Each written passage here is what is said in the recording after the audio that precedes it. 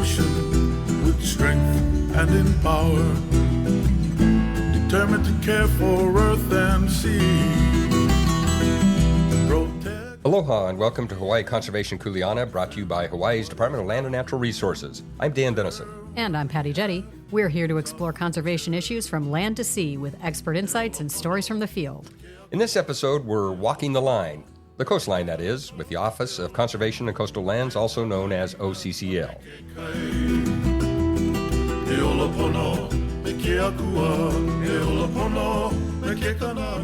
Beaches are naturally dynamic. They move.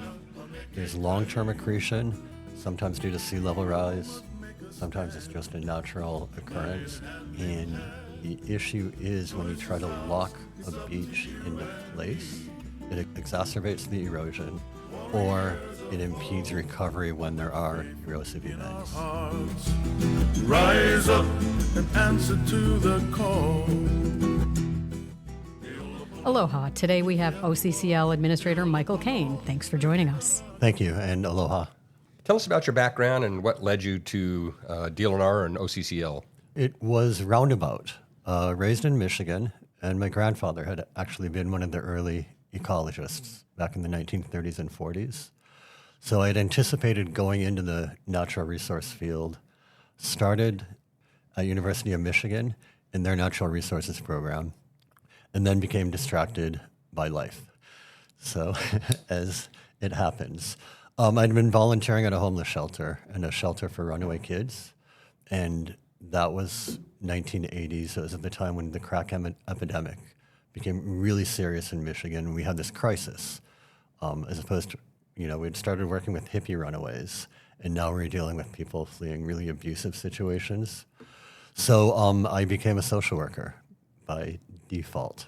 The volunteer job led to further jobs, and I took that pretty much as far as I could take it without actually being a social worker, because my degree was a generic political science degree. Went overseas for a couple of years in the Peace Corps in Micronesia.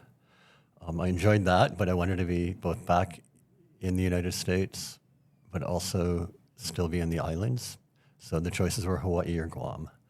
And I had a scholarship to come to grad school at the University of Hawaii in the Department of Urban and Regional Planning.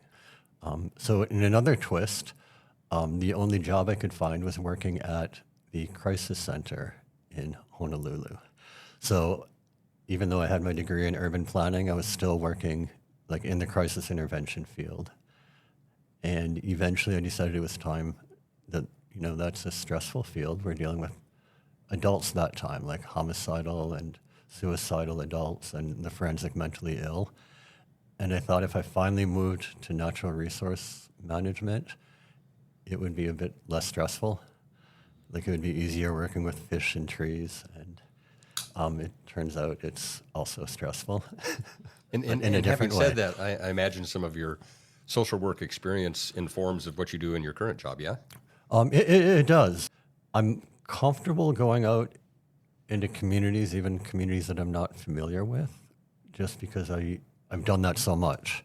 It feels natural to me, although I'm realizing other people who only have an academic background, I'm finding are not comfortable just going out to the community and talking to people. They always want to have a solution first rather than listen first. And in crisis intervention, we never know the resolution. Your job is to stay with people and help them work their way through. And I know when we go to rural areas with a solution, that doesn't work. It's better to go out and work with them so that they can develop solutions that you can support. So tell us a little bit about OCCL and the responsibilities that the division bears, because I know where coastal is obviously implied in the name, but Right. It's way beyond that. Way beyond that is a good way to put it. We're a regulatory agency overseen with monitoring land uses in the State Land Use Conservation District. Our land in Hawaii is divided into different state land use districts: urban, agricultural, rural, and conservation. Most are managed by the counties. The conservation district is managed on a state level, so that's unique in the U.S. I'm going to say 3 million acres, as well as for coastal lands, it's high tide, the high tide line out to 3 miles. So it's a lot, and we are a small office attached to the chair's office. with currently I have 5 planners, a coastal land specialist, and then some sea grant agents. So. And so when you're saying that it's, the water line till 3 miles out, how does that intersect with like Dar and Dobor then? So for us, we define a land use as anything that will impact the land for 30 days or more. Tourist boats or fishing, that's not our kuleana. Whereas if you build something in the water, the enforcement of regulations falls to us. Such as a seawall. Such as a seawall, or even if like Dar Division of Aquatic Resources is currently working on an artificial reef outside of Waikiki. So that since that will be a permanent structure, they will need a permit, a conservation district use permit that will be approved by the board. So we're the agency that will assess the project and then make a recommendation. It's actually our Board of Land and Natural Resources who make the final decisions.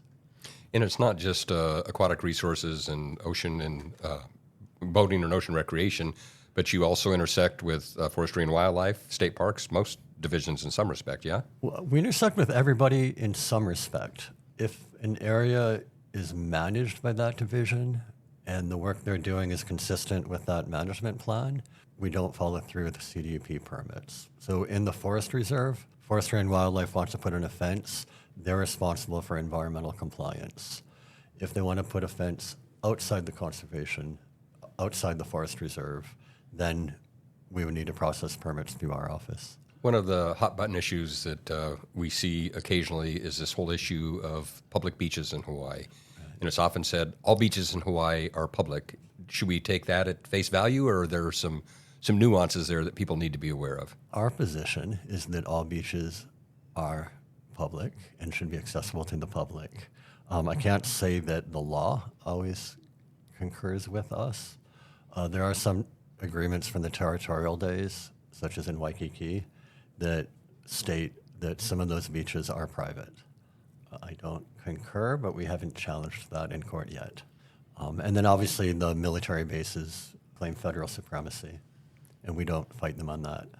Let's talk about one of the issues, I think a big issue that you face, which is private land fronting the shoreline in terms of maybe personal private land. So not necessarily military, but people who are building homes that are now close to the shoreline. Maybe they always were, or maybe they're closer now. Tell me about some of the issues around that. And we've had issues where they fall into the sea. Can that be prevented? What is OCCL's role in the construction or movement of those homes? Okay, I'm going to need to break down that question a bit. Yeah. In Hawaii, well, in the United States in general, the state owns property makai of the shoreline, or seaward of the shoreline. What's unique in Hawaii is how we define the shoreline. It's a well-established principle that the states own submerged lands. Beaches are naturally dynamic. They move. There's long-term accretion, sometimes due to sea level rise, sometimes it's just a natural occurrence. And the issue is when you try to lock a beach into place, it exacerbates the erosion, or it impedes recovery when there are erosive events. What we find in Hawaii that a lot of development has been built much too close to the shoreline, and that they've tried to protect their property with seawalls that impound the sand that is needed for a healthy shoreline. As the oceans rise or the land recedes, a lot of those seawalls become state property. We don't have the regulations that would that would allow us to force properties to remove the walls if they're non-conforming, if they were built with proper permits and then the land receded. What we are finding is that a lot of landowners want to build protective devices on public land. And around 15 years ago, we began issuing temporary permits to allow people to do that with the understanding that they would work for a long-term plan and then remove the structures on state land. That has not happened. So we are in court with, there's roughly 40 or 50 statewide. So it's a slow process to work through the courts to get them to be removed. And depending on the area, I mean, every region is different, every beach is different. We have houses that were built on the sand dune. We need that sand dune. If if we want to have a healthy beach. So there's places where we're facing that choice. Either we give up public land to protect private investments, or we let the private investments know that we will no longer be letting you use state land to protect your house.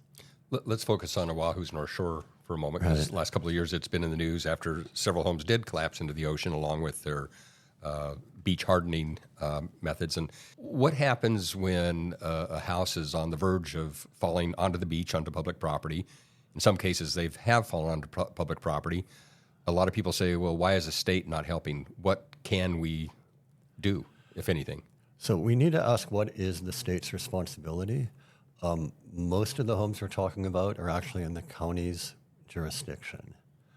You know, we have talked with lawyers and economists on like what routes the state can offer the counties to encourage people to move away. The counties are experimenting with different approaches. Kauai's taking the lead on this idea that we can transfer development rights, allow a house to remain, but it can't be rebuilt, maintained, and those development rights can be sold to somebody inland in a safer area. What I've been told is that these properties are so valuable and they make so much money renting them out during surf season that there are no financial incentives the state can offer that would compensate for how much money they're making. There are areas where we can promote beach maintenance, meaning we bring sand offshore that's part of that would have been part of that natural system anyway, and build up the beach. That is controversial in some islands, but not every island. We think it's a valid approach, but that approach is also limited by the unique conditions of each area. So on the North Shore of Oahu, one swell will move more sand than we've done in the largest projects in Hawaiian history. So it's not possible. The ocean's too strong up there. That works in areas like Waikiki, where it's a bounded system and there are groins that can lock the beach into place so that we won't lose it in a day. Our studies show that it will work in many places on West Maui. Yeah, where there's less sand, where there's sand movement, but not as dramatic. North Shore of Kauai, like Haena, the sand moves around too much. You'd spend $50 million and it would work for a week or a season.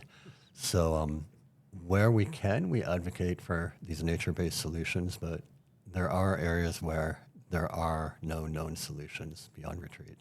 Of the thousands of homes that are along shorelines across the Hawaiian Islands, I assume we're talking about a fairly small number that are facing this dilemma. Small number that are facing this dilemma today. Over the next century, if the sea level rise models are correct, most shoreline homes will be facing this. But currently we're facing this on the dynamic shorelines, the ones that change rapidly with each year, each season. So beyond the shoreline, what are some of the other issues that OCCL is facing? What are some of the challenges that you see throughout the state? It varies year by year. When I started, we were facing a real estate boom. So we were getting nonstop permit applications for residences that, up to 5,000 square feet. So that seemed massive to me. And that would turn out to be just real estate speculation. They'd get the permit, flip the house, the new person would get a new permit. I had 10 going on at one time. So that was exhausting. So I actually appreciated the real estate collapse, if I can say that, because it took some of the pressure off. Mauna Kea and Haleakala are in the conservation district. So proposals for new observatories or to decommission observatories come through our office. So when the solar observatory on Haleakala was proposed and the 30-meter telescope on Mauna Kea, that was my full-time job for about a year and a half, just running those permits and then managing the contested case. We still face occasional development pressures. Something new the past year or two is people who have built houses without permits. They've just bought land, built a house, no county permits, no state permits, And then we only find out when it shows up on Zillow or the real estate sites. And we're like, there's no home there. And then we look at Google Earth and we see a giant home. So that's something new, yeah. So what happens then? We bring those to the board. The one major case we brought to the board, the order was to remove the house. We can consider after the fact permits in some cases, but that was so egregious that we didn't want to open the door to other people attempting the same thing. And the house was removed? It's an ongoing struggle. That's what I thought. Yeah. And that was the most recent board hearing. The landowner was in asking for a time extension. Something far less contentious that over the past couple of years, and I know you were kind of leading this, is the streamlined permitting system for restoration of Hawaii fish ponds. Talk about that. Right. That was one of the good projects that makes me like the job. So we had actually been to a conference organized by the Humpback Whale Sanctuary, focused on Hawaiian fish ponds. And speaker after speaker got up and blamed the government for getting in the way of them rebuilding their ponds. And we try to ask questions like, well, what does that mean? Who in the government? And it's the government. They're getting in the way. So we actually had a grant from Conservation International to look into the issue. And we identified 17 different state and federal regulations that you would need to comply with to rebuild a fish pond. And on paper, they all mesh together, but in reality, you just have to have one go wrong and the whole thing falls apart. And we know there's no way. Fish ponds are, they're family owned or community managed.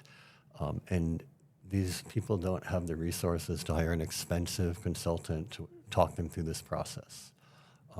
I don't even know if I could make it through the process. So what we were able to do was, on the state side, we published an environmental assessment that showed that the restoration of these ponds was consistent with both Hawaiian values and with conservation goals.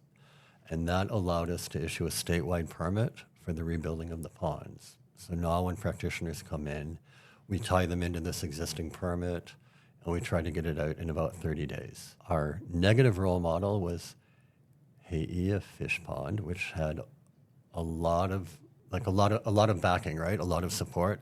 And it took them over a decade to get a permit to breach a wall. So we're like, okay, this cannot happen, and along with that, there are all kinds of ridiculous conditions that they had to follow. So every workday, they'd have to test the water quality for like methane and ammonia and nitrogen before and after at 5 spots inside and outside the wall. Some of our own divisions at DLNR were requiring studies that would have cost $10,000 to get a permit.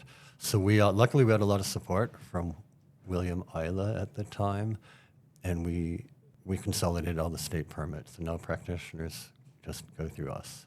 So it's a real decluttering of the proverbial bureaucracy, so to speak. That helped a lot.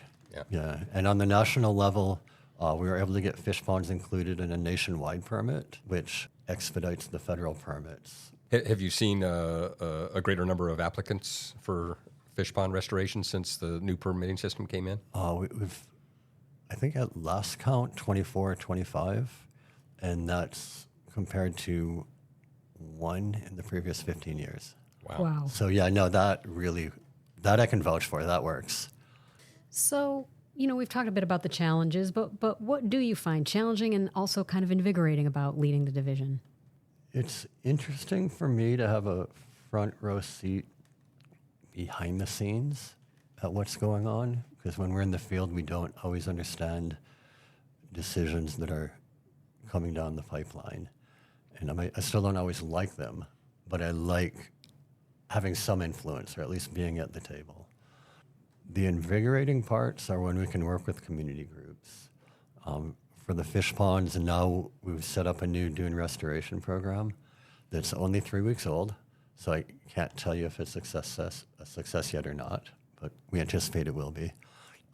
They'll be working with community groups to look at other forms of coastal restoration beyond the large major dune beach restoration projects.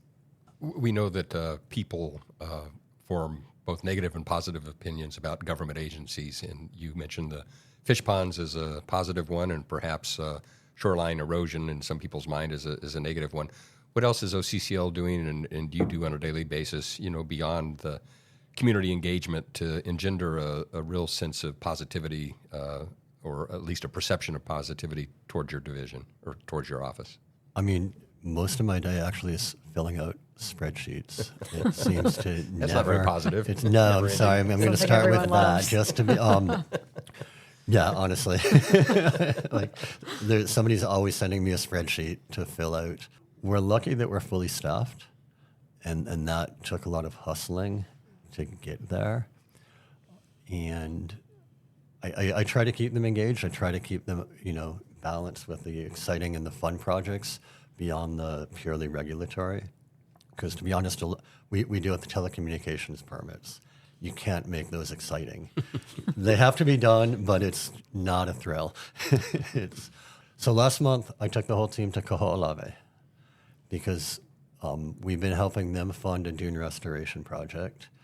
So it was a chance for us to go and see what this work looks like in action in a pure environment. I think that was we spent 3 nights there. So it was great on an educational level, but also great on a team building level.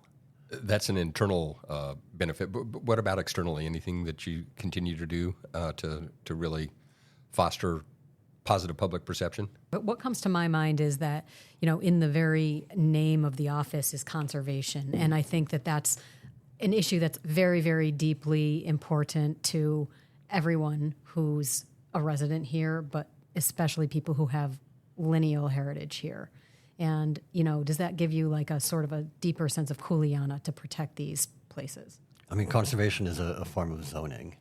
So that causes a lot of confusion because we're not necessarily a conservation office. We regulate land uses in the conservation district.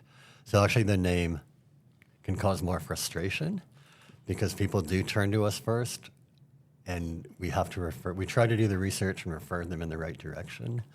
But we're regulatory. Usually you cross my path if you've done something wrong or if you want a permit to do something. So it's, yeah. It's a little bit of a misnomer or a double entendre, Well, I it's guess. accurate, but it can mean multiple things, and that's not always understood.